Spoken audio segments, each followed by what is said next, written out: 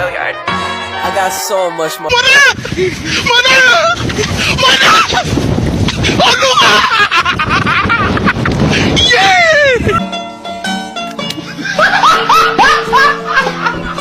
Are you ready, kids? Aye, aye, Captain! I can't hear you. Aye, aye, Captain! Oh! Fucking design on right now. Break it down, bring it back, make it clap. I got 3 old thoughts, new block, where that thing. Bitches on my line, and you know Muhammad Ali Pasha. Muhammad Ali Pasha adalah seorang tokoh baru di Mesir yang berasal dari keturunan Turki. Lahir di Wal Yunani pada tahun 1765 dan meninggal di Mesir pada tahun 1849. Ia berasal dari keluarga yang kurang mampu. Orang tuanya bekerja sebagai penjual rokok eceran. Karena keterbatasan ekonomi, ia tidak memperoleh kesempatan sekolah sehingga ia tidak pandai membaca dan menulis. Ali Pasha juga disebut sebagai orang pertama yang meletakkan landasan kebangkitan modern Mesir. Bahkan ia disebut sebagai bapak pembangun modern. Pembaharuan yang dilaksanakan oleh Muhammad Ali, yang pertama politik luar negeri, yang kedua membangun kekuatan militer, yang ketiga bidang pemerintahan, yang keempat ekonomi, dan kelima pendidikan. Salah satu langkah awal yang diambil oleh Muhammad Ali Pasha adalah mengganti kurikulum tradisional dengan yang lebih modern. Ia memahami pentingnya menyatukan ilmu pengetahuan umum dengan nilai-nilai agama Islam. Inisiatif ini memberikan dorongan besar terhadap pengembangan pendidikan di Mesir, membuka pintu bagi pembaruan yang lebih lanjut. Selain itu, Muhammad Ali Pasha membangun berbagai institusi pendidikan baru di Mesir.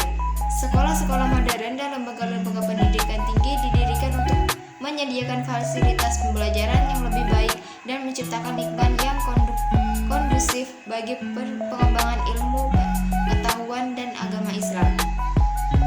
Langkah ini tidak hanya membuka akses pendidikan untuk masyarakat yang lebih luas, tapi juga menciptakan semangat keilmuan yang kuat di kalangan generasi muda. B. Rifa'ah Badawi At-Tahtawi. Rifa'ah Badawi At-Tahtawi seorang cendekiawan dan reformis Mesir pada abad ke-19, memainkan peran yang signifikan dalam pengembangan sistem pendidikan Islam di negaranya. At-Tahtawi dikenal karena pandangannya yang progresif tentang pendidikan, khususnya dalam hal integrasi ilmu pengetahuan dan agama dalam kurikulum pendidikan. Gagasan ini mengubah paradigma tradisional pendidikan Islam yang lebih terfokus pada hafalan dan pengajaran agama semata. At-Tahtawi lahir di Tahta, sebuah kota kecil di Mesir 3 tahun setelah Napoleon tiba di Mesir. Masa kecilnya dihabiskan di kota tersebut, di mana ia belajar tentang ilmu agama dan meresapi cerita-cerita kejayaan Islam masa lalu. Kisah-kisah semacam itu selalu menarik minatnya dan memiliki dampak besar pada pengembangan intelektualnya. Sejak kecil, At-Tahtawi sudah terpaksa belajar dengan dukungan keluarga dari pihak ibunya. Pada usia 16 tahun, ia melanjutkan pendidikannya di Al-Azhar. Setelah itu, dia melanjutkan studi di Perancis, di mana selama perjalanan ke Paris, ia belajar bahasa Perancis. Selama 5 tahun belajar di Paris, Al-Tahtawi menerjemahkan 12 buku dan risalah. Pemikiran At-Tahtawi dalam mengadakan pembaharuan diantaranya: yang pertama, para pemimpin harus musyawarah dengan para ulama, kaum terpelajar, dokter, dan ekonom. Yang kedua, syariat harus disesuaikan dengan perkembangan modern. Ketiga, para ulama harus belajar filsafat dan ilmu pengetahuan modern agar sesuai dengan syariat dan kebutuhan zaman modern. 4. Pendidikan harus bersifat universal untuk semua golongan. 5. Ilmu Islam harus dinamis dan tidak statis.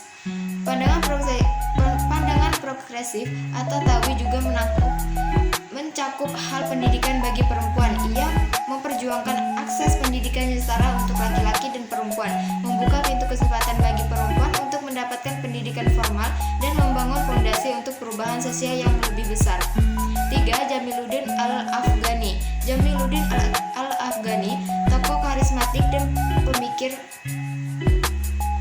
pan-Islamis pada abad ke-19, memainkan peran sentral dalam menggoyahkan fondasi pendidikan tradisional, membawa perubahan dalam paradigma pendidikan di Mesir.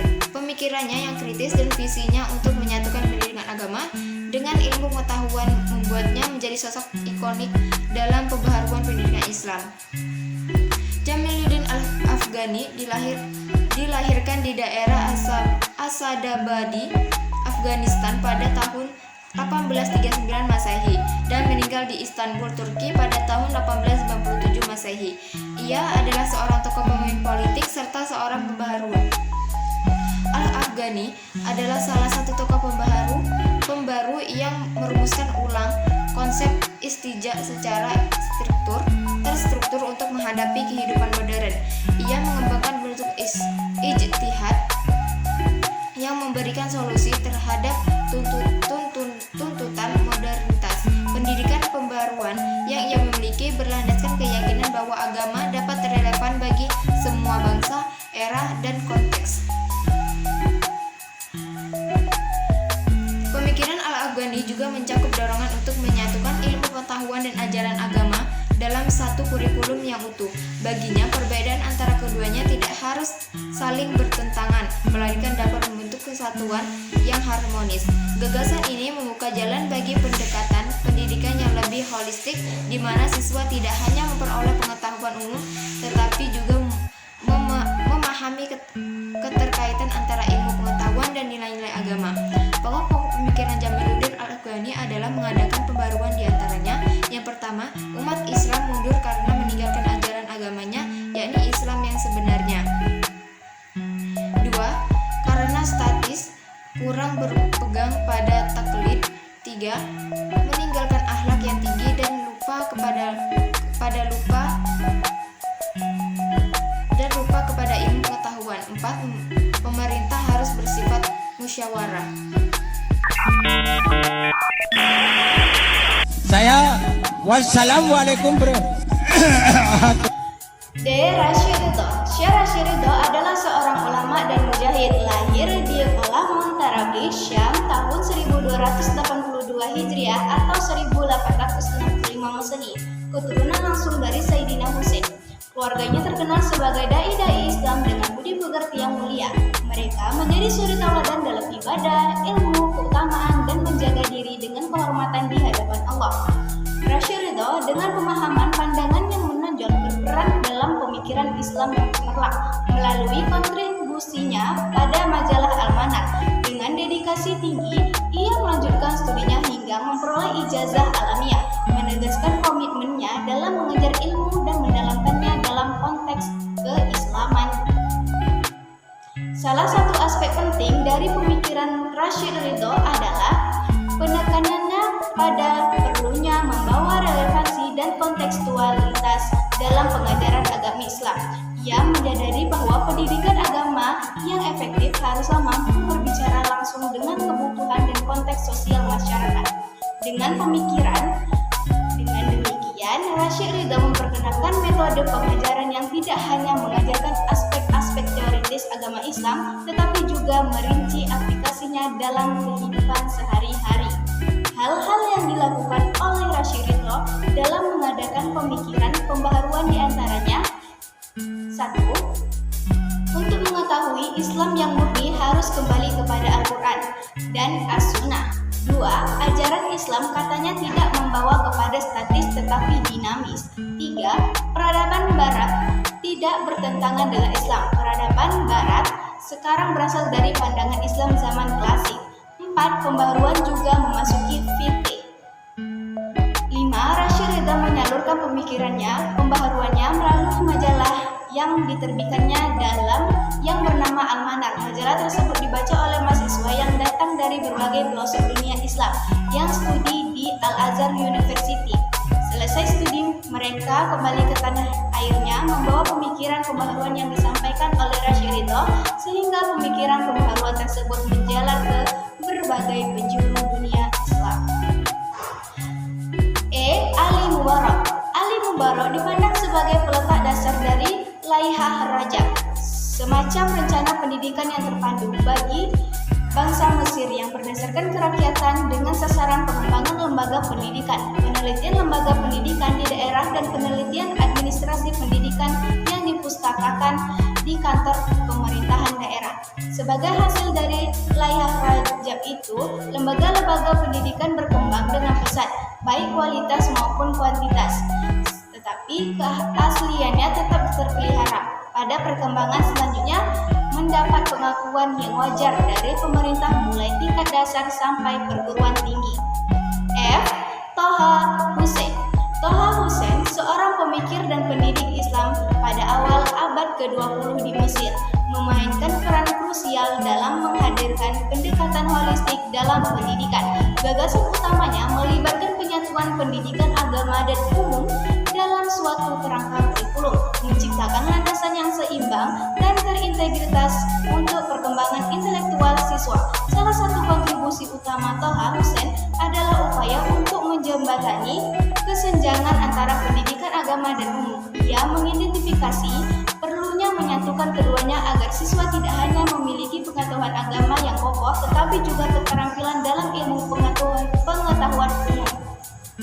Untuk meningkatkan intelektual umat Islam, beliau melihat bahwa perguruan tinggi adalah sarana terbaik mencetak ilmuwan dan tenaga ahli yang diharapkan melakukan perubahan-perubahan fundamental yang dapat memajukan Mesir yang saat itu masih berada pada kondisi yang memprihatinkan dan keterbelakangan dalam berbagai bidang, khususnya pendidikan, dibanding dengan dunia barat. Menurut beliau, universitas tersebut mencerminkan intelektual, keilmiahan, dan memiliki metode analisis modern. Kemerdekaan intelektual dan kemerdekaan jiwa menurutnya hanya bisa diperoleh melalui kemerdekaan ilmu dan intelektual. Untuk mendapatkan kemerdekaan ilmu dan intelektual, maka beliau menegaskan agar sistem pendidikan Mesir harus didasarkan pada sistem dan metode barat sejak tingkat menengah sampai ke perguruan tinggi. Demikian juga metode penelitiannya, gagasan Toha Hussein ini memiliki arti penting bagi kemajuan ilmu pengetahuan di Mesir karena mampu melahirkan inovasi-inovasi baru dalam bidang pendidikan, dan disinilah muncul kemampuan belajar efektif dalam belajar yang sesungguhnya.